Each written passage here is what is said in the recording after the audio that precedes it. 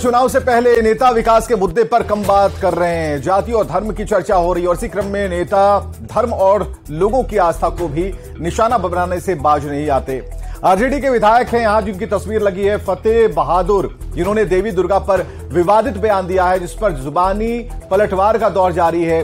BJP के नेता एक सुर में महागठबंधन की सरकार और लालू फैमिली पर निशाना साध रहे हैं। चुनावी साल में एक बार फिर सियासत धर्म को लेकर क्यों गर्म है?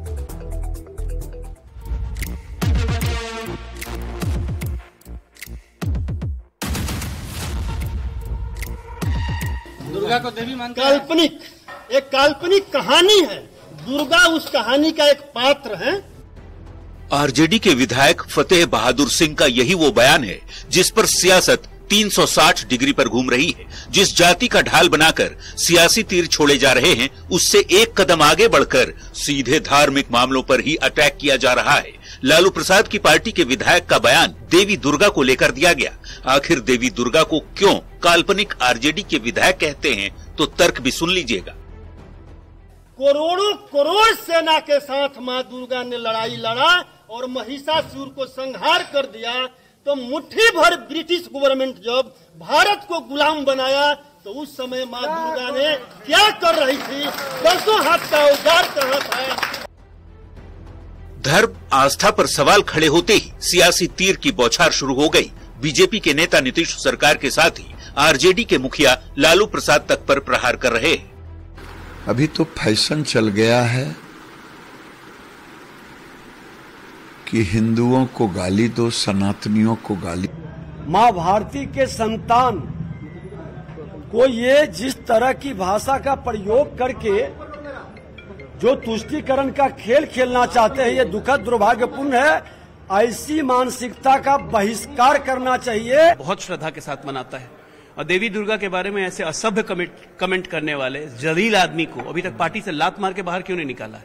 क्या लालू जी की आस्थाएं बदल रही हैं? क्या वो भी माँ दुर्गा को फेथ समझते हैं? और क्या ये जो इंडिया के जो इस गठबंधन के लोग हैं उनको अपने सामने देश के बड़ी हार दिख रही है ताकि इस प्रकार से धार्मिक उन्माद पूरे भारतवर्ष में पैदा करना चाह रहे हैं? ये अत्यंत चिंता का है। नेताओं की जुबान तल्ख है। सियासत के तीर एक दूसरे पर छोड़े जा रहे हैं ताकि धर्म की चाक पर फायदे वाली सियासत का आटा गूंदा जा सके।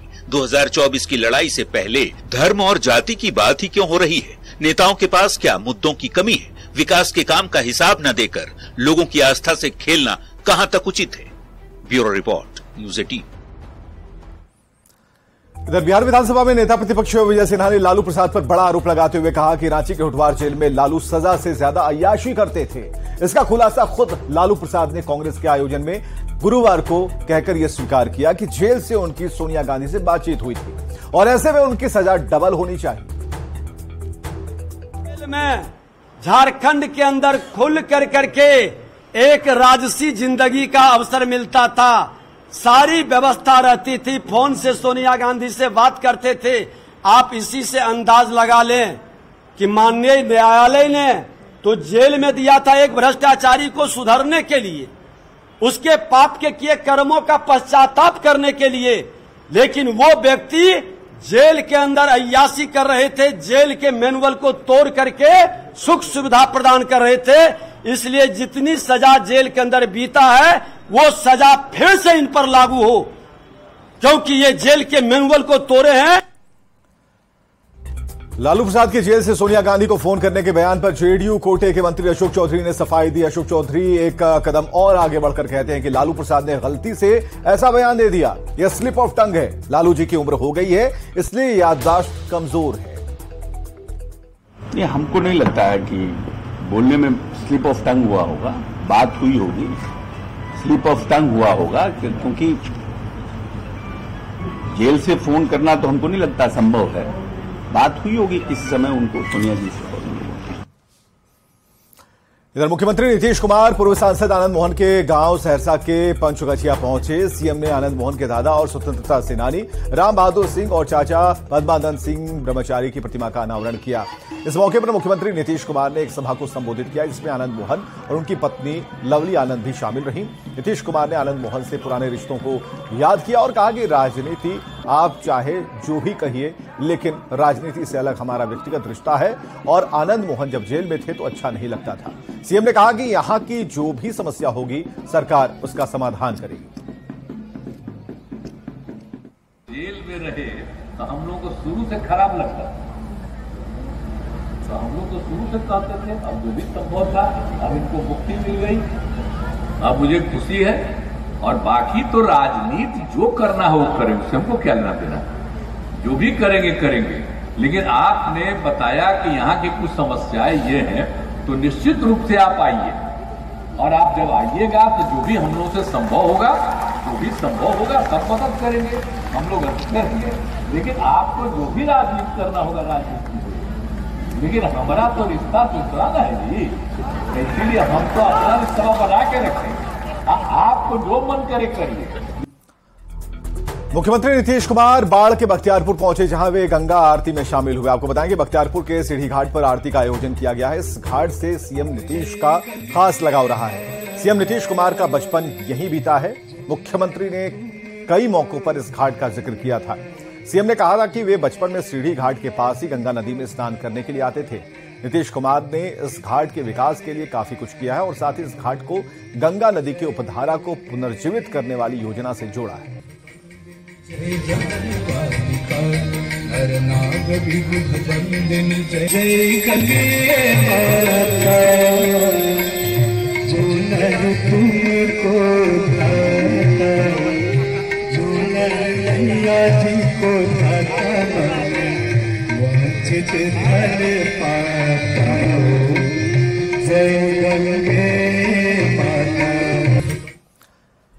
Deputy CM Tejashwi Yadav Japan दौरे पर हैं। तेजस्वी वहां बिहार पर्यटन का जमकर प्रचार कर रहे हैं। तेजस्वी ने वहां बिहार टूरिज्म रोड शो कार्यक्रम को संबोधित किया। टोक्यो के बाद जापान के दूसरे प्रमुख शहर ओसाका में बिहार टूरिज्म रोड शो के माध्यम से तेजस्वी ने वहां के लोगों को बिहार के पर्यटन स्थलों की जानकारी दी। तेजस्वी यादव ने कहा कि हमारा बिहार इतिहास का खजाना है।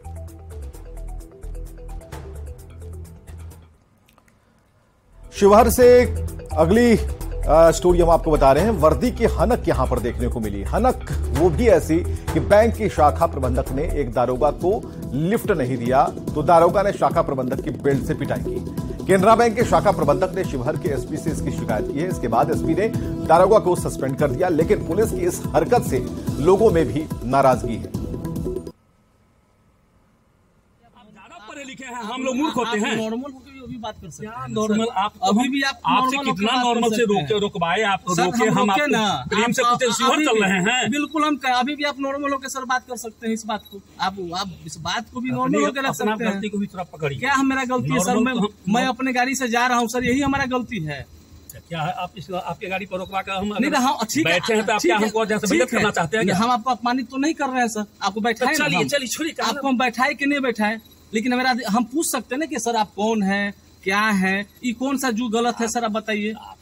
इसमें लगता है कि गलत है सर, आप धैर्यपूर्वक कई बार बोलते हैं हम, ये बात तो आपको 4 बार जवाब न दिया कि सामने थाना आपका खाना हम है, यही थाना हमारा। ये आपका लैंग्वेज गलत था कि पाकिस्तान से है, हिंदुस्तान से है।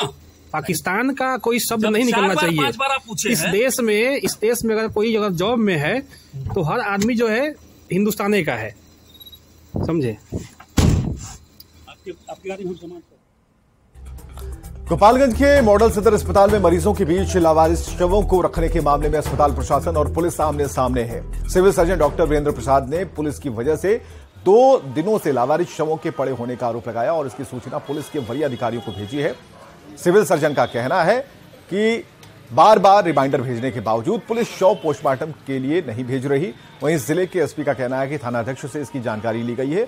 अब सवाल यह है कि अस्पताल प्रशासन और पुलिस के बीच इस आरोप प्रत्यारोप में मरीज क्यों परेशानी उठा रहे हैं, मुर्दों के बीच मरीजों का इलाज क्यों हो रहा है। सुपौल पुलिस ने अवैध हथियार के बड़े कारोबार को ध्वस्त कर दिया। पुलिस ने घर में तहखाना बनाकर बनाए जा रहे हथियार फैक्ट्री को पकड़ा है। पुलिस को यहां से 20 अर्धनिर्मित पिस्टल, 1-2 नाली बंदूक और कई जिंदा गोलियां जब्त की हैं। पुलिस ने यहां गुप्त सूचना के आधार पर कार्रवाई की। पुलिस हथियार बनाने के अत्याधुनिक मशीन को देख हैरान है। फिलहाल अभी किसी की गिरफ्तारी नहीं हुई है। पुलिस का दावा है कि जल्द ही सभी आरोपियों को गिरफ्तार कर लिया जाएगा। और छापामारी के क्रम में वहां पर देसी लोडेड पिस्तौल 1 मिला, 2 नाली बंदूक 1 मिला, अर्धनिर्मित पिस्तौल 20 मिला।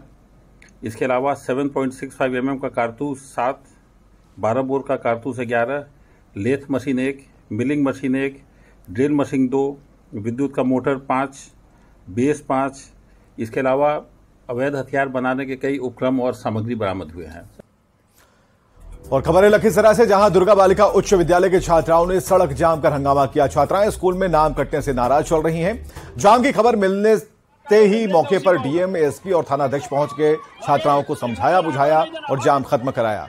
आपको ये बताएं कि स्कूल में 3 दिन भी नहीं आने पर 484 छात्राओं का नाम स्कूल प्रबंधन ने काट दिया। छात्राओं का आरोप है कि स्कूल की अपनी कोई बिल्डिंग नहीं है, मात्र 2 कमरे में क्लास चलता है। स्कूल परिसर में छात्राओं से छेड़खानी की जा रही है।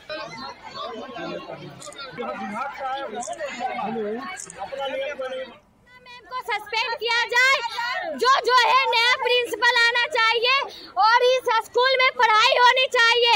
हर घंटे पे मैम आना चाहिए क्लास, चाहे बैठने का जगह नहीं हो पर हर जगह पे मैम रहना चाहिए, क्योंकि वो मैडम अन्याय कर रहे हैं।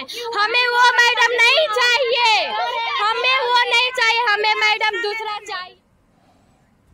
और खबरें लगातार जारी हैं, बने रहिए हमारे साथ।